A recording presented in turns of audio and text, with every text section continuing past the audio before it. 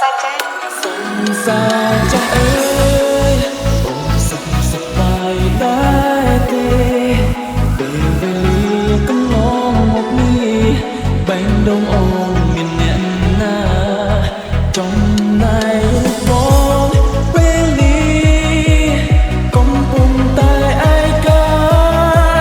เวลีรับโบมท่าสายหาเส้นไกลพี่โอสมตายបាត់តែមិនយេគិតថាមិនប្រហែលថ្ងៃក៏ជួបគិតថាគិតក្រោយក៏ជួបគិតថាថ្ងៃក្រោយក៏ជួបខ្ញុំធ្លាប់គិតថាមិនយូរនឹងបានជួបទេឃើញភ្លេចខ្លួន7ឆ្នាំដល់ទៅ7ឆ្នាំ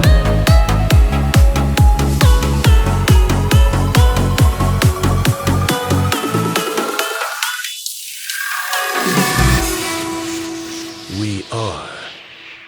Family TSRC Team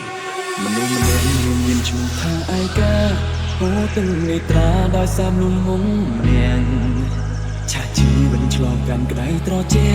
ធ្វើឲ្យគេភ្ញាំងថាខ្លួនគេជន់ពេលនេះបុរសนุ่มក៏បានព្យាយាមបង្គេឲ្យសរសេរចំរៀងសង្ឃឹមថានាងបានស្ដាប់បទនេះហើយយល់ខ្លឹមសារសង្សារចាំអើយអូនសុខសប្បាយដែរទេ